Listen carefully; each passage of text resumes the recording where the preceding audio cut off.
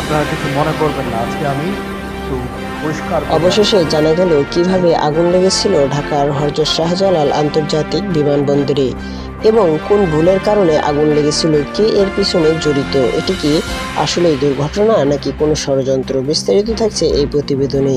তো চলুন বিস্তারিত জেনে নেই।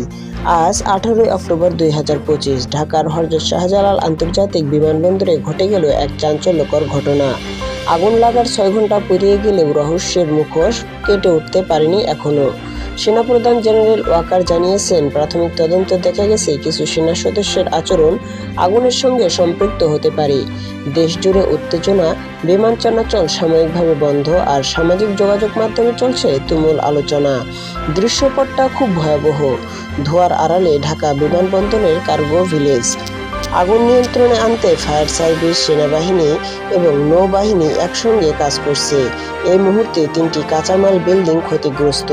গত 6 ঘন্টায় পরিস্থিতি নিয়ন্ত্রণে আনা গেলে, তবে আতঙ্ক এখনও কাটিয়ে উঠতে পারেনি।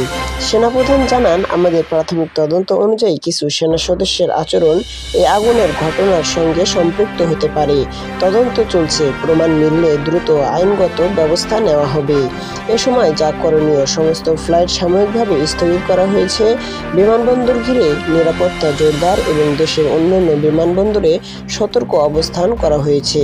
বিশেষজ্ঞরা বলছেন, যদি সেনা সদস্যের কোনো অবহেলা বা সম্পৃক্ততা সত্যি প্রমাণিত হয়, এটি শুধুমাত্র দুর্ঘটনা নয়, এটি জাতীয় নিরাপত্তার জন্য সতর্ক সংকেত।